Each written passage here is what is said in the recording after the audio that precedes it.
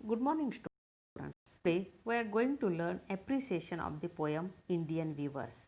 Appreciation is important for us. It has 4 marks. Appreciation of the poem हे अतिशय महत्त्वाचं आहे. In last period we have learned about the poem, learn about the figures of speech. So today we are going to learn about the appreciation of the poem. Students, I am Professor Nalini Thakre Chaudhary from GS Gaunde College, Umarkhed. Students, appreciation of the poem हे आपल्याला शिकताना आपण पूर्ण poem शिकलेली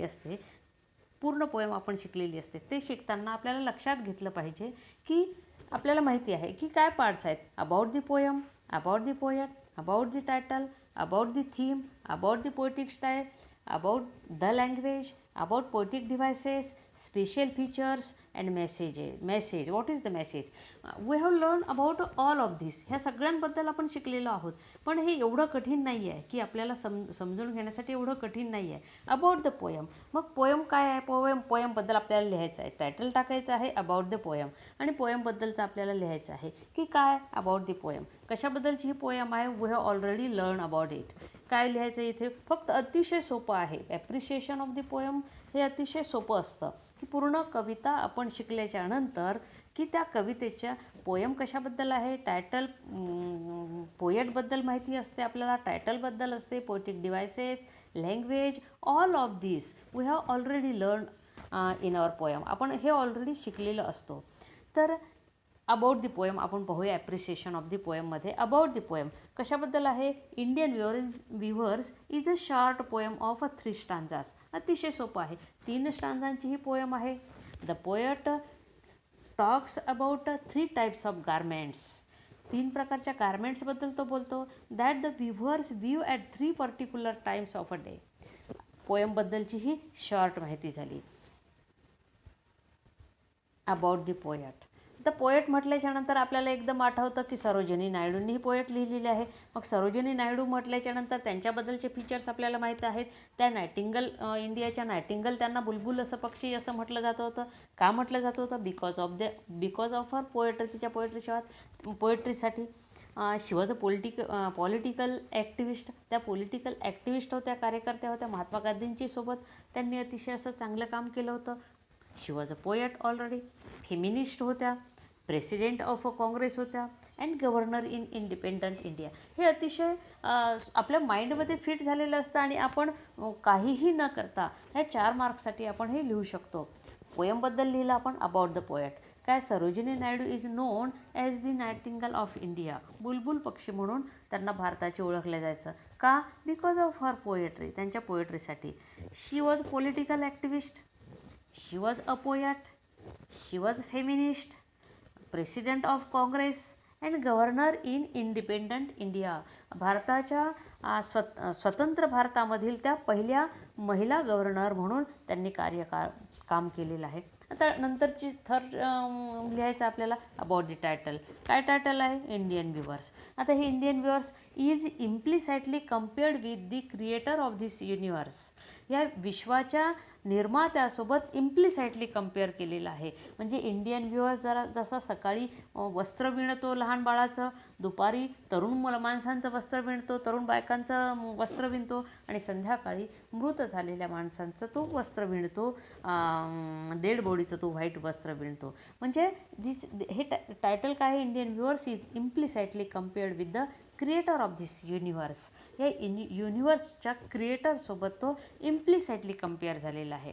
as he creates, nourishes and destroys. जसं तो निर्माण करतो, पोषण करतो आणि शेवटी त्याचा एंड करतो.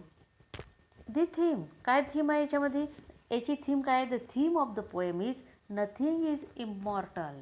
काहीच इमॉर्टल नाही आहे आणि अनंत काळपर्यंत टिकणारं असं काहीच नाही आहे. सगळं नष्ट होणार आहे. Everything has its end. प्रत्येकच गोष्टीला त्याचा शेवट असतो. And death is the only truth. हेच एक सत्य आहे. Death is the only truth. Poetic style. आता पोएटिक स्टाईल याच्यामध्ये कशी आहे? The poem is divided into 3 stanzas of 4 lines. 3 स्टांजाच्या 4-4 लाईनचे 3 स्टांजामध्ये ही पोएम डिवाईड केलेलं आहे. अतिशय सोप्या पद्धतीमध्ये आपल्याला हे लिहायचं आहे. रायमिंग स्कीम काय आहे? AABB. Rhyming scheme AABB. आणि poem is in a question answer pattern. He poetic style झाली. पोएम ही कशी? क्वेश्चन आन्सर पॅटर्नमध्ये. तो पोएट प्रश्न विचारतो, तो व्ह्यूवर आन्सर देतो. तो पोएट विचारतो why do you view so bright, एवढं ब्राईट का विणत आहे आणि अर्ली इन द मॉर्निंग का विणत आहे. तो उत्तर देतो की मी म्हणजे आन्सर क्वेश्चन पॅटर्नमध्ये ही पोएम लिहिलेली आहे. पोएटिक डिव्हायसेस याच्यामध्ये कुठल्या यूज केलेलं आहे? Alliteration, simile, metaphor, inversion, interrogation, repetition and symbolism ह्या पोएटिक डिव्हायसेस याच्यात यूज केलेला आहे. आता नेक्स्ट आहे the language of the poem. Language कशी आहे पोएमची? Language is of everyday use. अगदी सोपी आहे, एव्हरीडे यूजची आहे. Poet uses simple language. पोएटनी अतिशय साधी अशी लँग्वेज यूज केलेली आहे इथे. Special features of the poem. कुठले स्पेशल फीचर्स तुमच्या लक्षात येतात मग? Each stanza represents the 3 important stages of human life.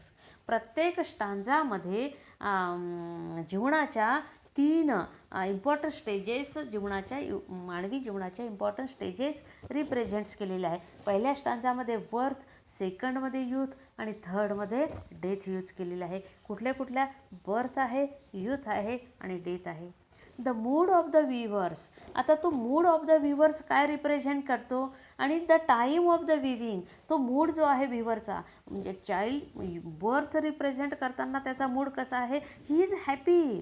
तो हॅपी आहे त्याचा मूड, बर्थ मूड. आणि timing of the viewing also represents important stage of human life. Mood birth पहिल्या स्टांजामध्ये त्याचा तो मूड यूज करतो, तो हॅपी आहे.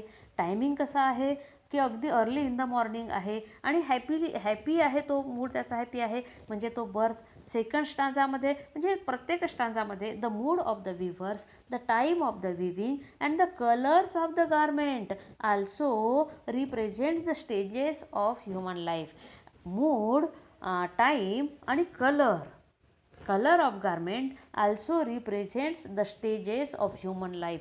मानवी जीवनाच्या ज्या स्टेजेस आहे ते रिप्रेझेंट करतं. मूड, टाईम आणि कलर हे स्पेशल फीचर झाले. Message of the poem. What is the message of the poem? Death is the truth. Death is the truth. मृत्यू हे सत्य आहे. Nothing is immortal. शेवटपर्यंत काहीच टिकणार नाही. Nothing is immortal. Everything has its end. प्रत्येक गोष्टीला त्याचा एंड असतो. This is the message of the poem. My opinion. About your opinion म्हटलेलं आहे. मग माय ओपिनियन काय आहे? This poem is written in simple language. It is easy to understand. I liked this poem. हे my opinion. In this way, we can write appreciation of the poem in a very easy pattern. अगदी सोप्या पद्धतीमध्ये. If we understand the poem, जर आपल्याला ती poem समजते तर we can write easily appreciation of the poem. अगदी सोप्या पद्धतीने आपण appreciation of the poem ते लिहू शकतो. आणि त्याच्या त्या पॅटर्नमध्ये. आणि याला 4 मार्क्स आहेत. It is compulsory in our syllabus. आपल्या सिलेबसमध्ये ते कंपल्सरी आहे. If you liked this poem, if you liked this appreciation, please like it, comment it, subscribe it and thank you.